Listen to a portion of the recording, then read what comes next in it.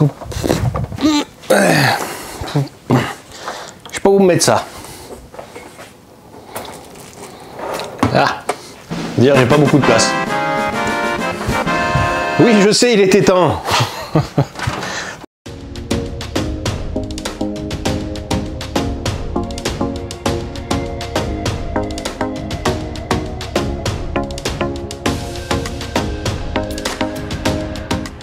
Bonjour à tous, c'est Titi pour les imprimantes 3D.fr pour vous faire une revue vidéo de la Cobra 3 Combo d'Anycubic. Alors note intéressante, l'article sur le blog est absolument pas de moi, il est de PPAC qui grâce à lui vous avez pu avoir un article sur le blog en temps et en heure, en tout cas plus rapidement que si c'était moi qui devais le faire, parce que comme vous le savez, ou si vous le savez pas, je vous le dis, j'ai pris du retard sur beaucoup de projets, sur beaucoup de choses, donc merci beaucoup à lui d'avoir fait ce travail-là. Ça m'a permis de moins faire patienter et l'équipe et vous tous ceux qui voulaient savoir des informations sur cette vidéo. Donc mon expérience n'est pas forcément celle que vous pourrez voir sur l'article du blog. Donc comme ça vous avez deux expériences, deux pour le prix d'un, c'est cadeau. N'hésitez pas à les lire et restez avec moi jusqu'à la fin pour voir ce que je pense de cette machine. Donc cette Anycubic Cobra 3 Combo est une machine avec un volume d'impression de 25 sur 25 sur 26 cm, les mêmes capteurs habituels que les machines de la Cobra 2, que ce soit la Neo ou la Max, etc., que vous avez pu également retrouver sur la chaîne YouTube. Donc nous avons un système d'auto-leveling et un système de résonance pour compenser les vibrations. Elle dispose également, en option ou pas en option, du dit ACE qui fait penser énormément à l'AMS de Bambu Lab. Je m'en fous, je balance. Donc on a clairement cette sensation et cette impression qu'Anycubic veut chatouiller le maître, entre guillemets. C'est-à-dire Bambu Lab aujourd'hui a révolutionné, je pense que vous serez tous d'accord avec moi, l'impression 3D, ou du moins a réussi à s'implanter dans un marché qui était pourtant très concurrentiel. Donc ils sont pas plus bêtes qu'un autre. Tiens, cette marque elle marche, on n'a qu'à faire comme cette marque. On va voir ensemble si c'est vrai ou c'est pas vrai. Je parle un peu de mon expérience parce que je ne suis pas un expert en filament, du moins je n'estime pas l'être, mais par expérience j'ai globalement des Bambu Lab déjà, la X1C, la P1P, la A1 Mini. J'ai un système multicolore uniquement avec ma X1C, donc c'est le même concept que je l'aurai avec la P1P, mais j'ai pas le système de l'AMS Lite sur les Bambu A1. Mon expérience sera là-dessus. Et en termes de filament, j'ai également une Cobra 2 Max et j'ai d'autres machines filaments moins intéressantes, notamment la Creality 1. Donc j'ai pu tester la Cobra 2 Max. Globalement, on se ressemble beaucoup à une Cobra 2 Max en plus petit, à part l'apparence esthétique, mais c'est l'interface et l'utilisation est extrêmement proche. Je sais pas si on peut commenter l'apparence de cette machine, mais je vais vous en parler quand même. Donc, elle fait jolie. Voilà, après, c'est les goûts et les couleurs. Moi, j'aime beaucoup l'apparence de cette machine, notamment le capot devant, la petite LED au-dessus. On a un plateau PEI, donc globalement, vous n'avez pas besoin de rajouter des options, vous avez ça. Vous avez deux ports USB à l'avant, un pour une clé USB et une pour brancher une caméra. Alors, Anycubic dit commercialiser une caméra intelligence artificielle. Bon, je pourrais pas vous commenter là-dessus. Personnellement, j'y crois moyen, cette histoire d'intelligence artificielle. Après tout, pourquoi pas. Je vais parler quand même d'un peu de la connectique. On a la prise d'alimentation qui est à l'arrière gauche. Bon, on s'en fout un peu. On peut mettre une bobine seule si vous n'avez pas besoin d'utiliser cet ACE ou si vous avez l'intention d'utiliser des filaments, pas forcément recommandés pour, notamment du TPU. Donc le TPU, je vous recommande pas d'utiliser ces petits câbles en PTFE qui se trouvent à l'arrière gauche. Le câble de liaison avec l'ACE Pro se branche à l'avant de la Cobra 3 et se branche à l'arrière de l'ACE. Donc votre machin, vous le faites passer dessous, sous les pieds. Ça, je suis désolé, c'est une idée de merde. Pourquoi vous n'avez pas foutu le câble à l'arrière? C'est pas le genre de choses que vous avez besoin de manipuler souvent. Il y a l'écran de contrôle et sur l'avant droit, donc là, rien de spécial à utiliser. Je vous parle rapidement de l'unboxing et du montage, mais vraiment rapidement pour dire qu'il n'y a rien à faire à part brancher la tête, c'est-à-dire que la machine elle arrive déjà telle quelle, le caisson est à part. J'ai rien eu à faire à part brancher cette tête et faire passer ces machins là et alimenter la tête d'alimentation. Parlons vite fait de l'ACE, que je sais pas trop ce que veut dire ACE, j'aurais dû regarder l'ACE Pro, peut-être qu'un jour on aura un ACE non pro comme l'AMS et l'AMS Lite, eux ils ont préféré faire autrement. Donc on a un système fermé, contrairement à la machine concurrente de Bambu qui a un système ouvert, du moins, vous n'avez pas vos machines qui sont à l'abri de l'humidité. Ça peut être intéressant selon votre environnement. Donc, quelque chose que vous pouvez fermer, qui peut avoir un effet de déshydrateur ou déshydratateur, voilà, avec des sachets que vous pouvez mettre dedans et des options dans votre machine pour les utiliser. Note intéressante pour moi, l'interface peut être mise en français. Ça, j'aime bien et c'est pas trop mauvais pour du français, je m'attendais à pire. Mais ça y est, Anycubic commence enfin à s'ouvrir au monde de francophones parce que leur dernière machine, que ce soit filament ou résine de l'année dernière, ben, c'était pas encore le cas. Là, on y arrive. Je vais vous parler du slicer et c'est une bonne chose que j'ai pris mon temps pour faire ce test. D'ailleurs, je vais vous expliquer d'autres raisons qui fait que j'ai pris mon temps, outre mes raisons personnelles. Quand j'ai eu cette machine, il n'y avait que le slicer filament, le slicer filament de base, j'ai oublié le nom là. Et entre-temps, ils ont sorti Anycubic Slicer Next. C'est du copier-coller de Bamboo Studio avec un skin bleu. Je sais pas comment on peut considérer ça d'un côté idéologique, mais moi, perso, ça me va super bien. Perso, il y a même les mêmes erreurs de traduction. C'est-à-dire, vous le mettez en français, s'il y a une erreur de traduction sur Bamboo Studio, c'est la même erreur de traduction sur Anycubic Slicer Next. Et vous savez quoi? Ben, j'ai beaucoup aimé utiliser ce logiciel. Peut-être parce que j'ai beaucoup aimé utiliser Bamboo Studio et que sur mes autres machines, j'utilisais Orca Slicer. Et là, globalement, c'est la même chose. J'ai même été réconcilié avec la Cobra 2 Max. La Cobra 2 Max que j'utilisais de moins en moins parce que j'étais pas content des résultats qui sortaient avec d'autres slicers. Mes profils Orca, bizarrement, j'en étais pas extrêmement fan et j'aimais bien avoir l'interface web, enfin qui n'est pas une interface web, mais en gros, vous pouvez voir votre machine à distance depuis le slicer Anycubic. Là, ça regroupe tout. Alors certes, il faudra quand même, enfin pour moi qui ai plusieurs machines, j'ai quand même 3 logiciels différents, Bamboo Studio, Orca Slicer et Anycubic Slicer Next. Mais là, franchement, j'ai réutilisé la Cobra 2 Max et je me suis régalé avec ça. L'interface Wi-Fi, l'envoi à distance, moi c'est mon délire. Donc globalement, merci ce logiciel parce que réutiliser le truc d'Anycubic d'avant, j'étais pas content. D'ailleurs, quitte à pomper Bamboo, on les pompe à bloc. Pour ceux qui sont familiers de l'univers Bamboo Lab, on a la plateforme Maker Online. Maker Online, une énorme plateforme d'STL, souvent prédisposée pour ne pas avoir à les bricoler. C'est-à-dire qu'en gros, il y a un réglage sur les supports, sur leur remplissage, parfois même sur le type de filament utilisé. Eh ben, ils ont fait pareil. D'ailleurs, je me demande même s'ils n'ont pas pompé la bibliothèque aussi de Bamboo Studio, parce que souvent, il y a des fichiers qui sont faits pour être ouverts avec Bamboo Studio, que vous pouvez ouvrir. Vous pouvez ouvrir les fichiers .3mf, donc Bamboo Studio ou Orca Slicer, sur le slicer Anycubic. Donc, c'est la même chose. C'est la même chose. Même que les bobines peuvent avoir du RFID. Alors, je sais pas où il est, leur RFID. Moi, sur mes bobines, il n'y était pas. Donc, qui peut être détecté directement dans la machine. Donc là-dessus, je suis plutôt satisfait.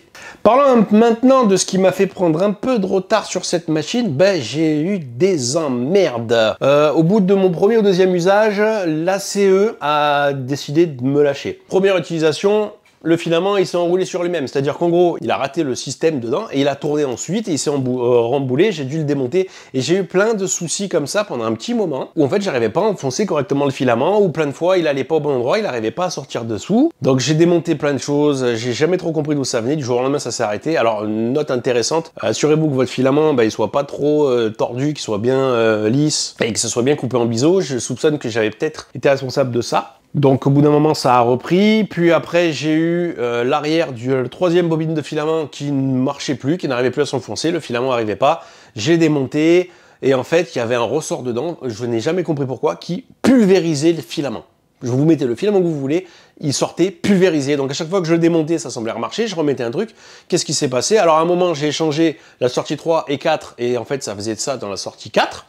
J'ai changé les ressorts du 3 et 4 et là j'ai compris parce que c'était en fait le ressort, il devait avoir un défaut, soit qui s'est fait d'usure, alors d'usure sur une machine qui vient d'arriver ou pas. Donc j'ai réussi à trouver un autre ressort avec un cahier du coin et depuis ça marche. Bon, là j'ai repris un peu l'utilisation de cette machine, ça allait bien et j'ai eu un autre souci au bout de, je sais pas, une dizaine d'heures d'utilisation et là c'était pas la CE Pro, alors la CE ou Ace Pro, c'était la tête Anycubic. En fait, il y a une espèce de carte de détection dedans, un tout petit truc qui, allez savoir, a cessé de fonctionner. C'est-à-dire que quand vous utilisez la CE Pro, c'est cette carte qui, comme des yeux radars, qui va dire « Le filament il est là, arrêtez tout !» Voilà. Parce qu'en gros, si j'ai bien compris le fonctionnement de ce truc, il va tirer les bobines une à une jusqu'à trouver quand le filament il arrive. Sauf que là, il voyait pas quand le filament il arrive et il voyait même pas quand le filament il s'arrêtait. Pour lui, il n'y avait pas de filament. Bon, j'ai vu avec le support Anycubic, c'est ça le problème, hein, je précise, c'est clairement ça. Le temps que la pièce deux remplacements arrivent, bah, ça va prendre plus d'un mois, donc ça va, j'ai assez traîné pour sortir le test de cette machine.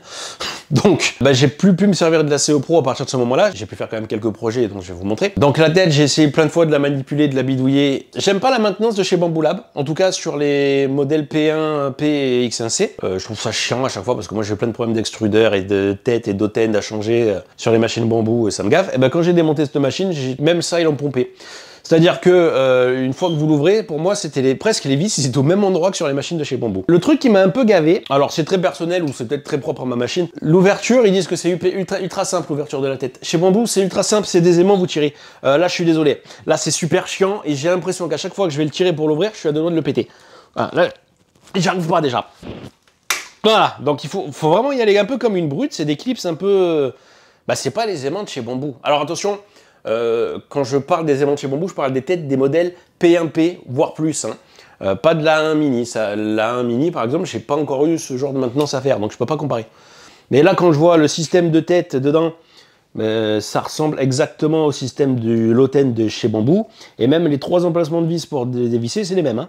C'est quasiment au même endroit. Pas la maintenance qui me plaît le plus chez Bamboo. C'est pas sûr que ce soit le point qui me fait apprécier le plus la marque. Voyez ce petit compartiment qu'on voit qu'au final, c'est du cheapos qu'on rajoute dessus, qui sert à masquer le ventilateur. Bon, c'est du maquillage, mais c'est plutôt sympa là-dessus. Parlons un peu du bruit de cette machine, parce que je trouve que c'est comme d'hab avec les machines Anycubic, des putains de machines bruyantes. C'est pas normal qu'une machine de 25 sur 25, alors oui, elle va vite, fasse plus de bruit que la Cobra 2 Max. La Cobra 2 Max, elle fait du 60 décibels, celle-là, elle monte à 65 décibels. Non, putain, non, mais non, comment tu peux faire plus de bruit que la Cobra 2 Max, en fait? T'es plus petite et tu vas pas plus vite. Bah, apparemment, elle a la capacité d'aller plus vite, mais... Note également là-dessus, la CE Pro fait du bruit tout le temps. Que vous l'utilisez ou vous l'utilisez pas, il y a une ventilation permanente dessus. Il y a deux câbles d'alimentation, c'est-à-dire que vous en avez un là et un là. Je sais pas sur la MS Lite, je l'ai pas, mais sur l'AMS tout court de la P1P, il est auto-alimenté par la machine, vous n'êtes pas obligé d'avoir deux prises d'alimentation.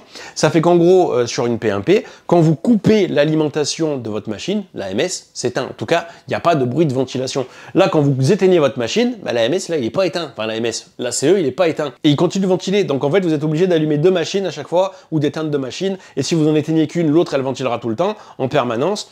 Bon, je sais pas où vous mettez vos pièces. Moi, je suis assez sensible au boucan parce que bah, notamment quand je tourne des vidéos, j'aime bien qu'il n'y ait pas un seul bruit de peur que mon son ne soit pas bon. Et là, je sais que quand j'éteignais une machine, j'avais l'autre à éteindre, je l'entendais. Bon, c'est un peu dommage. Maintenant, je vous montre ce que j'ai fait avec cette machine et après, on va conclure.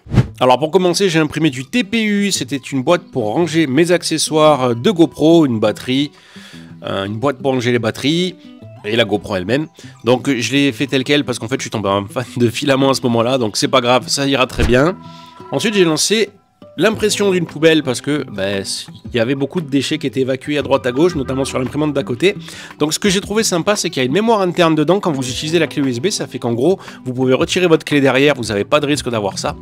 Donc voilà, on a imprimé la poubelle et comme vous pouvez voir, heureusement qu'elle était là parce que juste avant, ça partait parfois loin. Les trajectoires étaient assez aléatoires. Ensuite du PETG gris, donc rien de spécial, c'est un petit support que j'ai utilisé pour mettre un rack, pour ranger mes bobines de filament.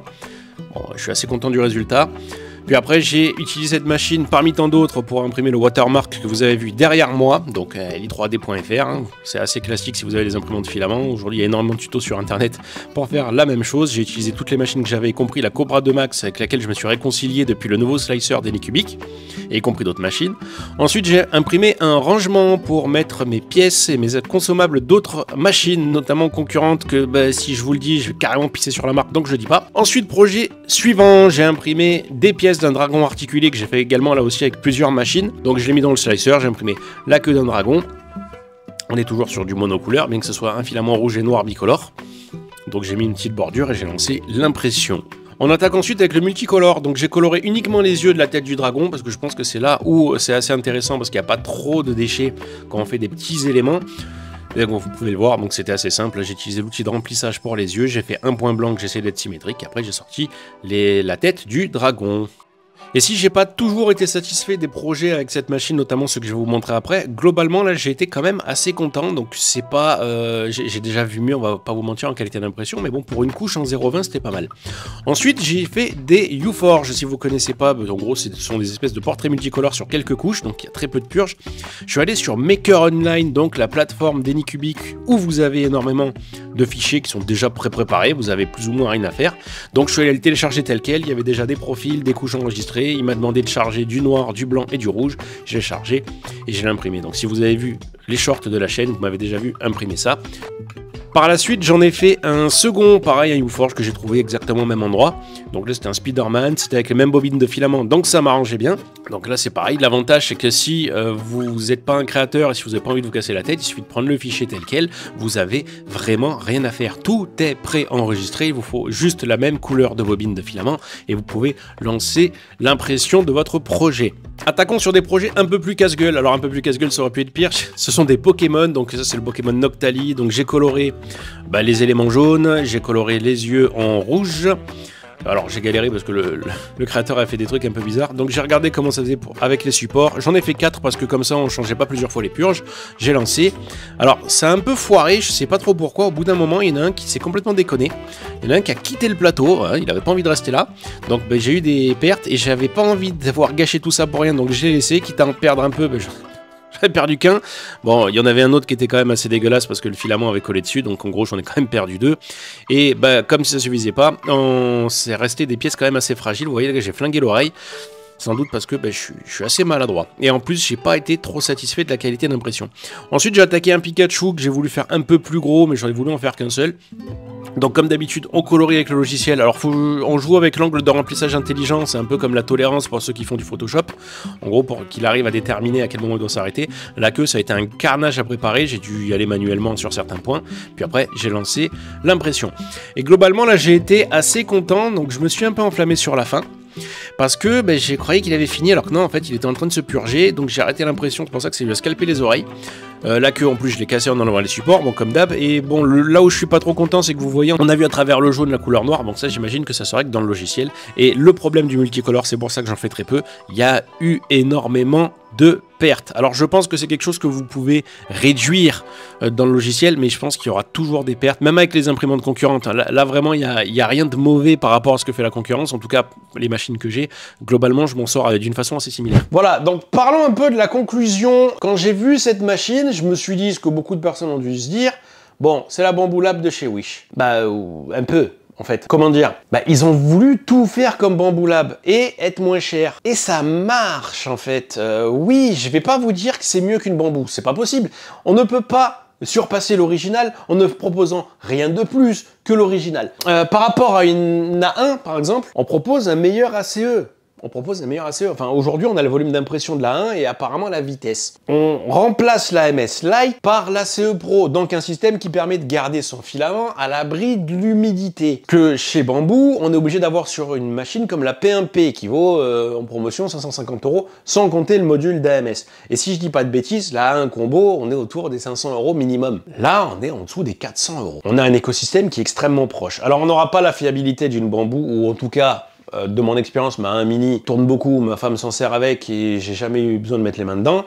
Celle-là, j'ai mis beaucoup trop souvent les mains dedans. Alors après, parlons de la fiabilité du système multicolore. L'AMS que j'ai de chez Bamboo sur ma P1P, j'ai eu des problèmes de fiabilité aussi au début. J'ai souvent des problèmes, j'aime pas m'en servir parce que c'est pas mon utilisation. C'est très bien pour des UForge, c'est très bien pour des petits éléments, colorer des yeux, des trucs comme ça. Faire des Pokémon en entier. Il y a énormément de pertes ou de réglages à faire dans le logiciel que personnellement je suis pas client et la perte vous l'avez quand même. Moi ça m'ennuie d'imprimer 4 Pikachu et de savoir que j'ai perdu 500 grammes de filament de perte. Donc vous savez déjà que vous avez perdu 10 balles selon le filament que vous allez mettre à chaque changement de couleur. Vous perdez généralement en qualité d'impression ou en filament parce que plus vous mettez des lignes fines, plus vous allez avoir de lignes. Plus vous allez avoir de lignes, plus vous allez avoir de changements de couleur par ligne, et donc plus vous allez perdre de filament. Donc en fait, vous n'êtes pas rentable à augmenter la qualité d'impression sur du multicolore. En tout cas, sur des figurines, et plus elles seront grandes, plus vous aurez de lignes, etc. Je ne détaille pas cet élément-là. Donc, moi, je suis vraiment pas client du multicolore. C'est bien, comme je dis, si vous avez des UForge. Le multimatériau, c'est ce que vous vendez, par exemple, Bamboo Lab. Non, c'est pas pour le multicolore, c'est pour du multimatériau. Non, je suis pas d'accord avec ça, en tout cas de mon usage. Dès que j'utilise des filaments qui sont trop différents en termes de température d'utilisation, si par exemple je veux utiliser du PLA et de l'ABS, encore des fois on peut trouver le même filament, mais si je veux utiliser des filaments à fibre de carbone, c'est ce qui m'est arrivé par exemple sur ma P1P il n'y a pas longtemps, j'ai utilisé du PETG carbone, j'ai utilisé du PLA. Bon, globalement, la machine déjà m'a mis en danger, m'a dit attends, là on risque de boucher la buse parce que on va devoir refroidir entre les deux. Et si vous utilisez des éléments pour faire des supports spéciaux, faciles à enlever, des supports solubles en PLA, alors maintenant Bamboo propose des supports solubles PETG, etc. C'est pas quelque chose que moi perso, je suis vraiment pas client de ce système-là. Donc au final, tout ça pour dire que celui-là ou celui de Bamboo, c'est pas un truc qui me fait rêver. En tout cas, pour l'utilisation vraiment multicolore. Pour faire des U-Forge, comme je vous ai montré, pour faire ces choses-là, c'est génial. Là j'ai rien à reprocher à ces trucs-là. Si votre kiff, c'est d'avoir ce genre de choses, ouais, ça peut être intéressant. Si vous êtes prêt à faire des pertes, comme le Pikachu, bah après ça vous regarde. Pourquoi pas, il y a quelques réglages à faire. Chez Bamboo, c'est pareil. Colorer les yeux comme j'ai voulu colorer les yeux du dragon, c'est très bien. Ça, personnellement, ça me suffit largement quand je veux faire des choses. Vous faites des petits dragons de pack, c'est quelque chose que j'ai fait avec d'autres machines juste pour colorer les yeux, des petites figurines. Parce que les yeux, c'est peut-être pénible. Vous n'êtes pas forcément obligé sur la majorité des pièces esthétiques, filaments, que vous pouvez faire. Colorer des yeux d'une pièce, des fois, ça suffit largement à lui donner une humanité. Hein, c'est ça que je veux dire. Donc on est clairement, on a une proposition tarifaire intéressante. Alors oui, fiabilité c'est pas bon. C'est une machine, il faut pas que le petit débutant qui voit trop bien le mec il imprime un Pikachu, je vais imprimer un Pikachu chez cette machine, il risque de s'en mordre les doigts ou pas. Hein, encore une fois, la fiabilité c'est comme la fiabilité automobile. C'est pas parce que tu vois qu'il y a une bagnole que tout le monde dit qu'elle a des problèmes, toi tu peux l'acheter, tu peux ne pas en avoir. Mais moi j'ai eu pas mal de soucis, que ce soit sur la CE ou sur la tête, sur des heures d'utilisation réduites. Hein. Après, comme d'habitude, machine de pré-série, machine pas bien finie, machine envoyée très rapidement pour que la promotion de la marque soit élevée. On commence à connaître Anycubic. Anycubic, je vais vous dire la vérité, sur quasiment toutes les machines que je reçois, je passe par le SAV moi-même, parce que je les reçois souvent en pré-série, il y a toujours un problème de fiabilité. Alors il y a quelques exceptions en résine où j'ai jamais eu besoin de passer chez eux, mais la Cobra 2 Max, vous avez vu mon test, les Cobra 2 Max, j'en ai eu 3, j'en ai eu 2 qui déconnaient. La première, j'ai jamais rien pu faire, c'était la toute première en pré-série, au bout de 6 mois, la marque m'en a envoyé une deuxième. J'ai réussi au bout de me battre pour pas jeter ma première machine à la récupérer contre une deuxième. La deuxième arrivée, elle marchait pas non plus, donc là c'était un problème de carte mère, je changeais la carte mère et des nappes. Bref, même là il y avait un problème de fiabilité. Les résines, c'est pareil, je parlerai même pas de la M5S par exemple, moi je suis passé entre les mailles du filet, ça doit être l'une des machines qui a eu le plus de problèmes dans la marque résine, ça a été une des machines les moins fiables du monde si on se fie à ce qu'on voit sur les forums. La M5S Pro un peu moins, la M7 Pro beaucoup moins, et encore moi la M7 Pro j'ai un écran qui a lâché du jour au lendemain. Anycubic, je suis désolé, vous avez une image, ça fait pas rêver. Hein. Ouais, donc c'est sûr que je peux pas recommander cette machine à quelqu'un qui va me dire moi je veux pas être emmerdé, j'ai un truc qui marche, vous pouvez être emmerdé avec une Bamboo Lab. Hein. Moi je suis emmerdé avec mes bambous. Régulièrement. Mais après, moi, je sais comme... Enfin, régulièrement. Je m'en sors, voilà. Là, le problème d'un truc qui va dans la CE, la machine va pas vous dire ah ben attends, le filament, il s'est embobiné. Non, non, tu vas appuyer, le truc, il va enrouler sur place, il va faire des nœuds partout, peut-être qu'il va t'exploser les composants dedans avant que la machine s'en rende compte. Quand la carte m'a lâché, alors il y a un énorme Wikipédia sur Anycubic, en fonction des erreurs, il va vous dire.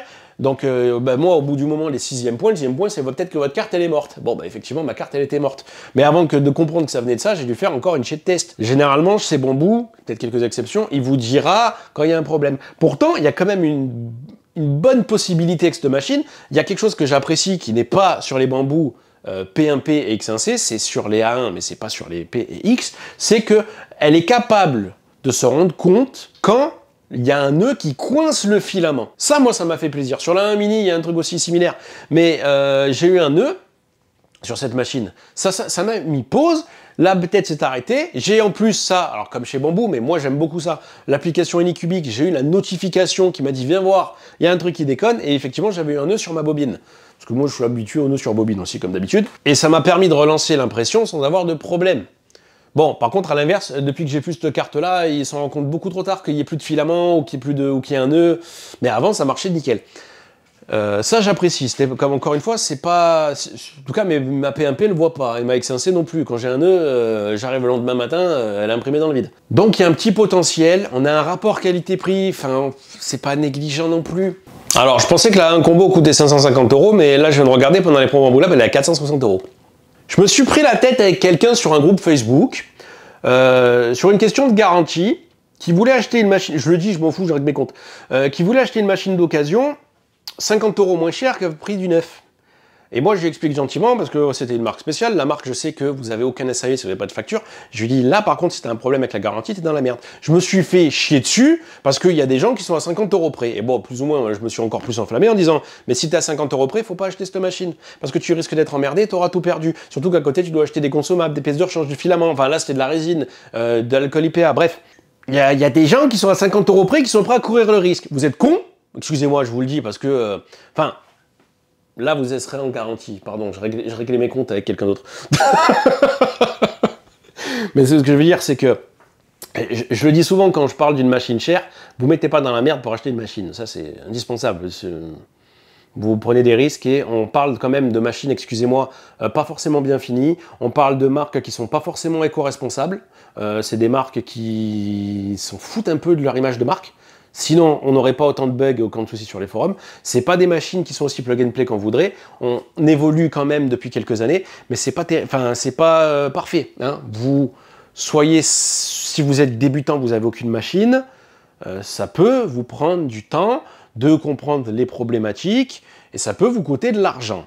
Voilà, déjà de l'acheter, ça vous coûtera de l'argent. Donc, un outil de loisir comme une imprimante 3D filament, surtout des modèles assez casse-gueule que les modèles multicolores. Encore une fois, pour moi, c'est pour une clientèle avertie. Si vous ne voulez pas utiliser la CO Pro, j'ai pas trop compris l'intérêt de cette Anycubic Cobra 3 par rapport à la Cobra 2. À part l'interface un peu plus jolie et le style. Vous prenez une Cobra 2, elle fera le même boulot. Maintenant, sans l'ACE, on est à 300 balles, donc faut voir. Faut voir. Voilà, donc je suis assez... je sais pas trop, en fait, cette machine où la situer. C'est la Bamboo Lab de Wish, mais il y a des trucs sur Wish qui marchent des fois. C'est un peu ça c'est comme ça que je le ressens. C'est tout comme une Bamboo Lab, et c'est même difficile de dire en moins bien, parce que c'est aussi bien quand ça marche. Alors, la qualité d'impression, des fois j'ai eu des très bonnes surprises et des fois j'en ai eu des très mauvaises. J'ai pas été content de mon Octali. Après, je pense que j'aurais dû refaire une calibration de la résonance avant, ça a beaucoup trop bougé. J'ai été plutôt content de mon Pikachu, à part que moi j'ai mal réglé les trucs dans le logiciel. J'étais très content des résultats de mon Dragon. C'est toujours pareil. Ma 1 mini, elle n'est pas parfaite non plus. Il y a toujours... on n'a pas de système de calibration de débit, là où on a un truc sur les extrudeurs de la 1 et de la 1 mini. C'est très difficile de juger cette machine. En fait, à partir du moment où tu veux affronter Bamboo, les killers de Bamboo Lab, j'ai l'impression que c'est comme ceux qui connaissent les jeux vidéo vont comprendre ce que je veux dire. Les jeux vidéo, les MMO qui ont voulu tuer World of Warcraft. À chaque fois qu'il y en a eu un nouveau, ça va être le WoW Killer. Bon, 99%, si j'ai bien compris, ils se sont cassés la gueule. Et là, j'ai l'impression que ce soit Creality qui ont voulu concurrencer la Bamboo X1C avec la K1, non. Hein. Maintenant, la K1 a des avantages, notamment le prix. Et cet ACE et ce Cobra 3 combo, pour moi c'est pareil. Le placement tarifaire, on peut pas, il n'est pas plus cher que Bamboo, donc je peux pas dire que, je suis désolé, je réfléchis à votre parce que je sais vraiment pas. Moi je fais partie de la clientèle exigeante. C'est-à-dire en gros, moi j'arrive aujourd'hui, j'ai un budget d'imprimante filament, tu me dis Cobra 3 combo ou Bamboo A1, combo, 100 € de différence, mais 100 € de différence c'est 25% de plus à cette échelle-là. 25, et encore, ça c'est quand c'est en promo, sinon ça peut monter un peu plus. Moi je les mets, perso. Maintenant, tu me dis, j'ai un budget un peu plus limité, sachant qu'à côté, il faut quand même acheter du filament, c'est bien d'avoir une tête de rechange. Selon la condition et l'environnement que tu vas l'utiliser, là tu mets tes bobines à l'abri, donc t'es pas obligé d'acheter un dryer. Maintenant, pourquoi pas, mais il faut que tu sois prêt à bricoler. Après, à l'utilisation, si ça marche, ça sera comme une Bamboo Lab. Le logiciel, c'est du copier-coller de chez Bamboo Lab. Il marche de la même façon, il a les mêmes bugs. L'ACE Pro, il est aussi fiable, bon, il n'est pas plus fiable du moins que l'AMS des Bamboo P1P et X1C. Et ça, à part le volume sonore émis, l'aspect esthétique, elle est jolie. Je trouve que c'est plus joli que ma 1 mini. Après, c'est un goût personnel.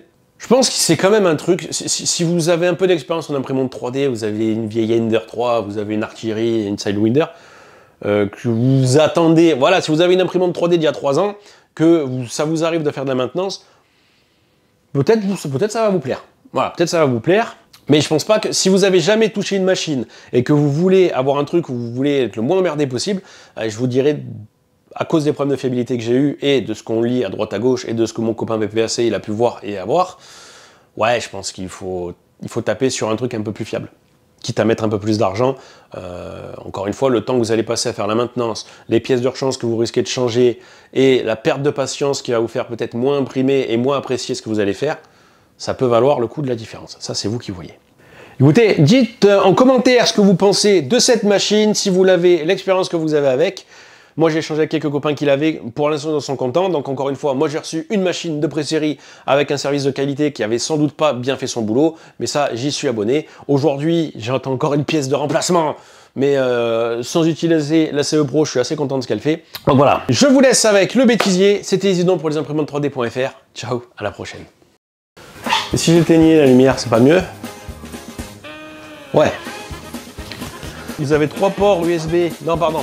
Le câble d'alimentation, pas vraiment le câble d'alimentation, le câble de liaison avec la CE Pro, c'est-à-dire que Bamboo Studio, je vais ouvrir un peu, ça résonne. Donc le temps que la machine arrive, le temps que la pièce j'ai pu faire quand même quelques... bah voilà, qu'est-ce que j'ai à vous dire de plus? Bah j'ai rien d'autre. On se retrouve juste après ça. Non. Ah bah non, tu fais pas ça.